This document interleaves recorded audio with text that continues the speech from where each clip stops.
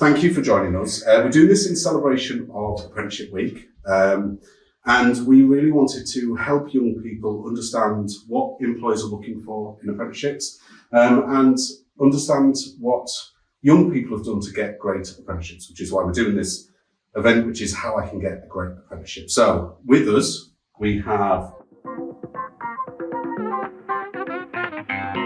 So what sort of things are you doing every day? Well, it is a bit of everything. I go in, I don't know what I'm going to do. As Charlotte said, she's doing graphics, back-end work on the website. So obviously running an e-commerce website, there's creating all the products, loading up images, all the way through to what we're working on at the moment, which is the photo shoot we're doing next week. So it could be looking at sort of models for a shoot. It could be picking outfits for a shoot. It's really bit of everything. It's really varied, So.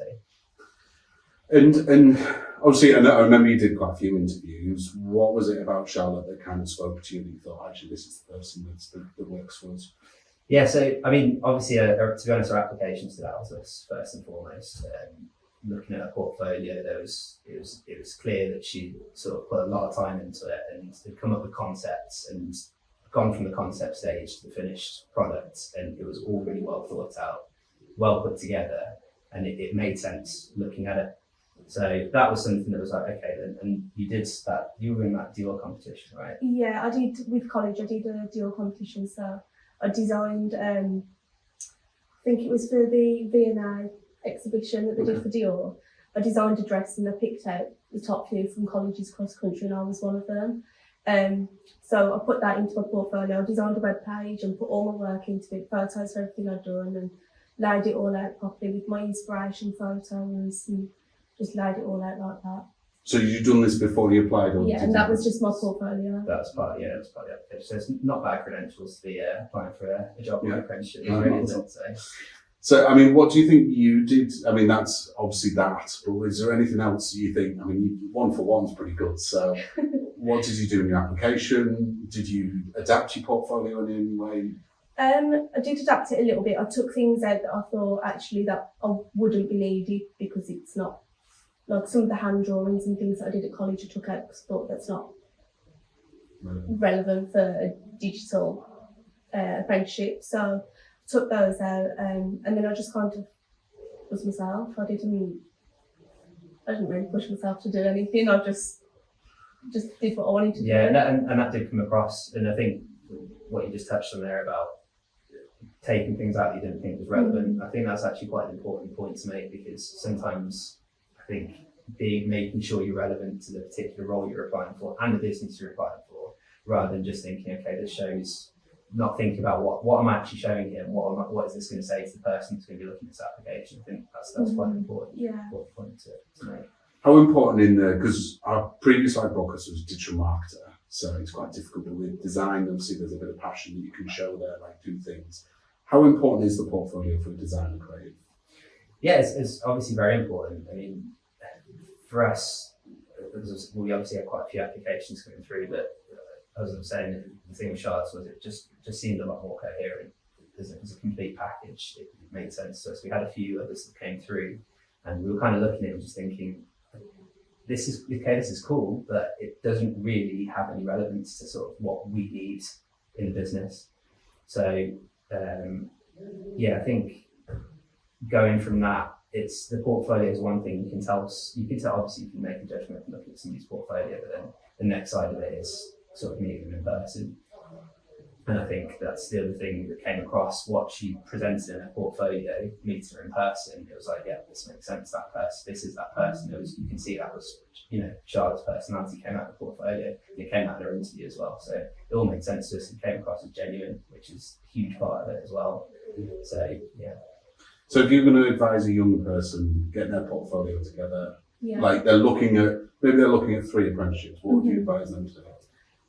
Well, I'd definitely do it digital. I wouldn't do a portfolio in the book like you used to do, because it's just so much more difficult to show people. I did it on Wix, so just made a free account, set up a website, used one of the templates and put all my work together on it.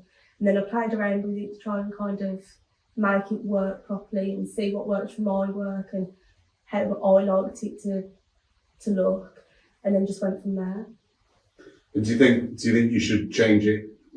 It's hard on the website, I suppose, but is there certain pieces of work that you should show to certain companies? You know, should you do your research? I definitely would. Like, my main focus of my portfolio was the design work I'd done at college, and all my design work I'd done digital. So I'd used all the Adobe softwares and things like that to actually sketch up my designs, and I'd put all that onto my portfolio. So that kind of showed that I had used those softwares and things already. So how do you feel about, obviously you said you didn't want to go, you went to college, sorry, and then you didn't want to go to uni. What do you think about your future now? You know, how far through are you, your apprenticeship?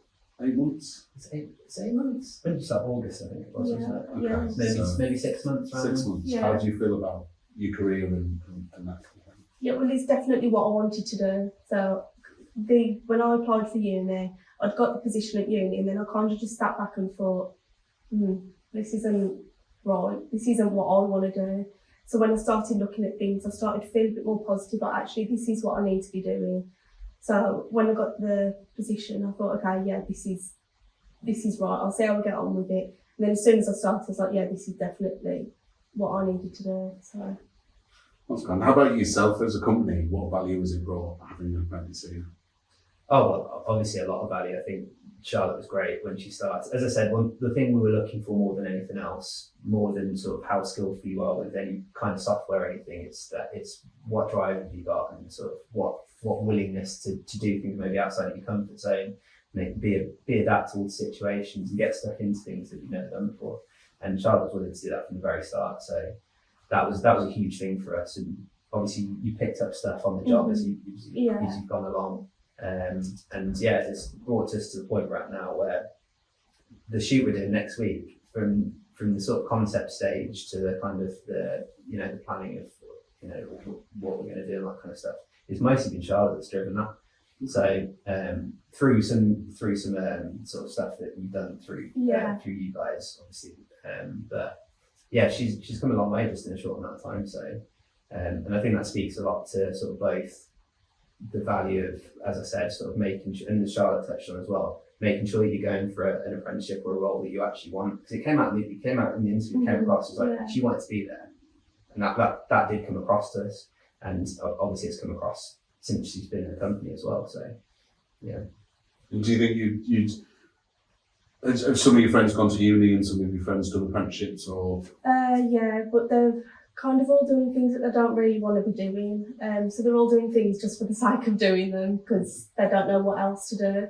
And I kind of thought I don't want to get into that position where I'll get to a point and I'm like, this isn't what I want to do. So I thought if I do that from this age, I'll be happy then. I'm in a company that I want to work for. I'm doing the job I want to do, and I've done it from a young age. So yeah. And how about the apprenticeship training itself? How is that helping you? Yeah, it is. I've learned a lot that I didn't already know. I've done work on the softwares that I've before, but the things we've done in the sessions are kind of very different to how I've used them before. So it's interesting to see the different sides of things and then use all those skills in work. And is it a different style of working than it is to, say, at school and college? Yeah, completely different. I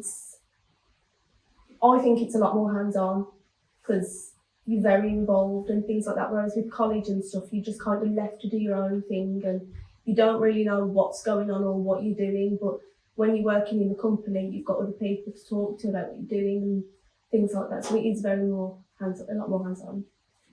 And you've got a position live at the moment, and you're with us on our website. We do, yeah. So that's in the design department.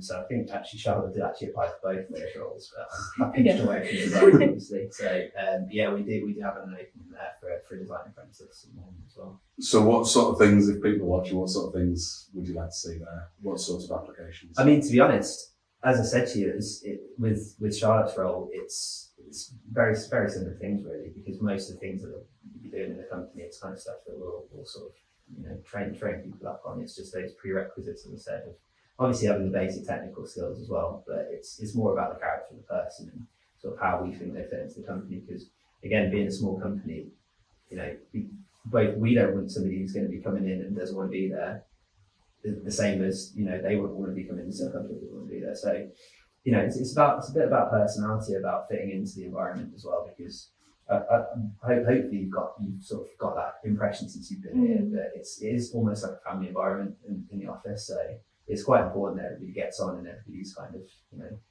happy being there, basically. Brilliant. Thank you both of you. So that's about all we've got time for. And if you are interested in applying for the Steel and Jelly position in the design department, please go to our website at www.creativealliance.org.uk. Go to the vacancies page. If you want to learn about anything on apprenticeships, we have videos going out on kind of, we call it the 101 series, which sort of describes different parts of the apprenticeship. So please join our social channels and follow us.